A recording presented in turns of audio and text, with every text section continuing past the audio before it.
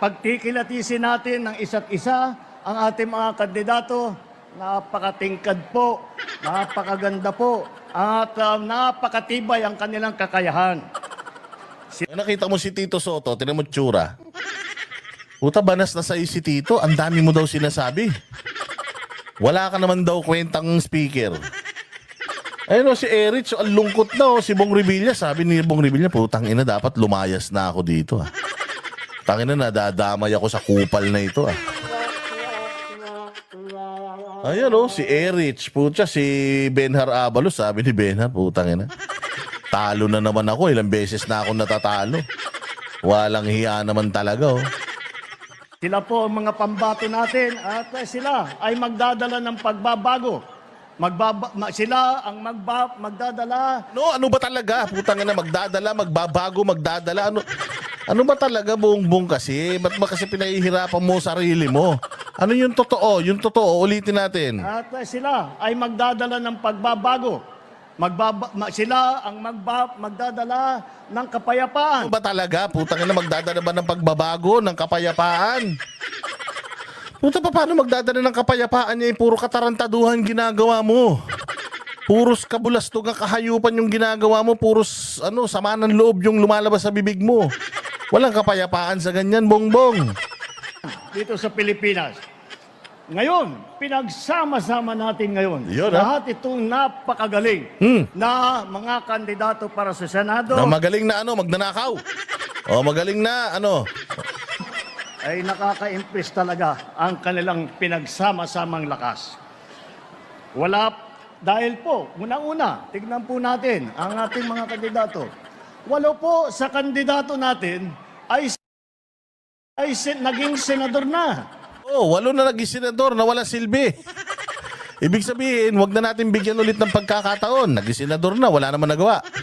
O, wag na natin bigyan ulit ng panibagong panahon para makapangulimbat pa yung mga yan. Bago na ang bagong Pilipinas nga, dapat bago. Sa lahat naman ng bagong Pilipinas, puro luma naman yung kandidato mo. Yung nyo pa lang slogan nyo pa lang fake news na Slogan nyo pa lang, kabobohan na Bagong Pilipinas, tas lumang kandidato. Paano magkakaroon ng bagong Pilipinas sa mga lumang kandidato? Bongbong, kung talagang gusto mo ng bagong Pilipinas, bagong kandidato yung mga ikampanya mo. Hindi yung mga luma. Nandito po, Senator Cayetano, Senator Lacson, Senator Lapid. Ang lulungkot na nila. Puta, si Pacquiao.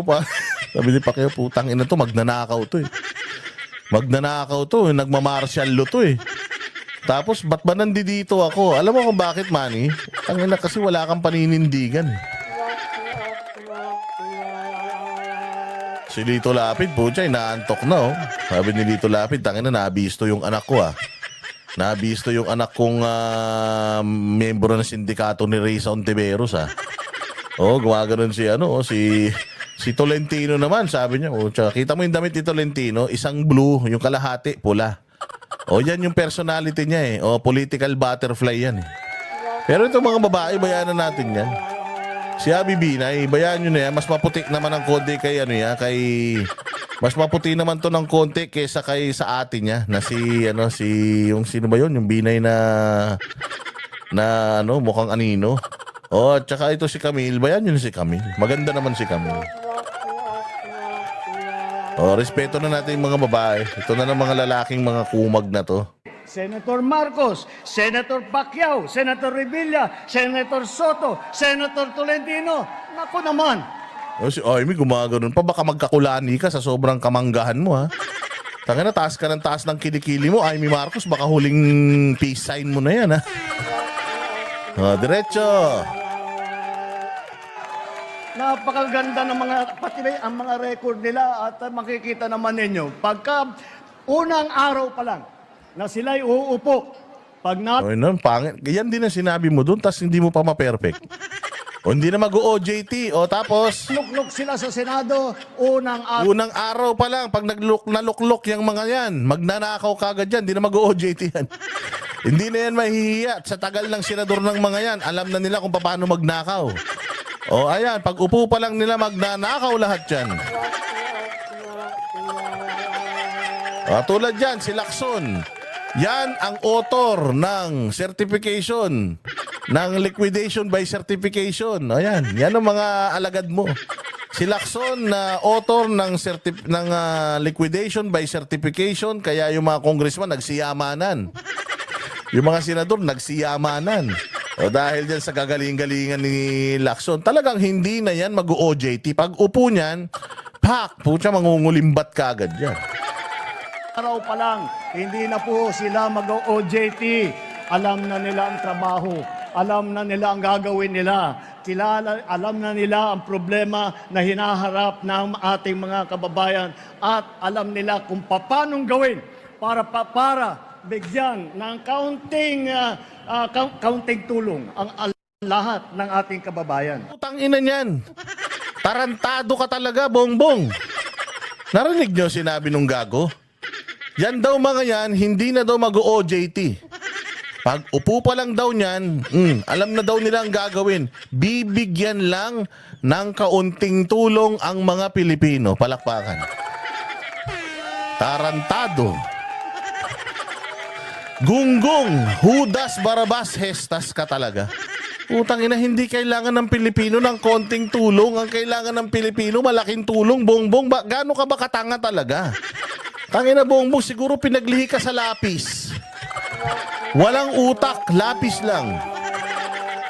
Siguro nung pinagbubuntis ka ni Imelda, ang kinain ni Imelda puros atay. Atay lang, walang utak. Tangina, saan ka makakita? Magagaling daw yung senador niya at pag nanalo, maliit na tulong lang ibibigay sa Pilipino. Ayan, lumabas na naman sa bibig ng hayop. Yan ang sinasabi ko eh. Ulitin natin ha, huling-huli ka sa akto. Diretso. Nila ang problema na hinaharap. OJT, alam na nila ang trabaho. Alam na nila ang gagawin nila. Alam na nila ang problema na hinaharap ng ating mga kababayan. At alam nila kung paano gawin para bigyan ng kaunting tulong ang lahat ng ating kababayan. Utangin mo, tapos na boxing. Tapos na boxing, Bongbong. Punyemas ka. Ang galing-galing mo talaga. Putangina ka. Yung mga kandidato mo, konting tulong lang pala ang ibibigay nila. Bakit pa natin iboboto yan? Abay, tanga. Utangina ka talaga, Bongbong. Kahit kailan ka talaga. Oo, wala kang kupas sa kabobohan. Ulitin natin. Ulitin natin ha. Galing ito sa bibig ni Bongbong Marcos na yung mga kandidato niya mga walang kwenta. Kasi konti lang daw ang tulong na ibibigay sa mga Pilipino. Ba't nyo pa iboboto yan? Sige, diretso. Hinaharap ng ating mga kababayan at alam nila kung paano gawin para bigyan ng kaunting tulong ang lahat ng ating kababayan. Pito naman. Tangina mo, Bongbong, tanga ka talaga. Alam mo, Bongbong, sa lahat ng speaker, ikaw yung pinakatanga. Tangina ka, ewan ko sa'yo kung pinapahamak mo talaga yung mga kandidato mo. Wala talaga siyang plano sa Pilipinas. Yung mga kandidato niya, wala talagang plano sa Pilipinas, mga boss. Yung mga kandidato niya, puros mga kabubuhan lang talaga. Mantakin mo, ang tulong na ibibigay nila. Ang tulong na ibibigay nila, konti lang. Bakit pa natin iboboto yung mga kokonti lang ang tulong na ibibigay?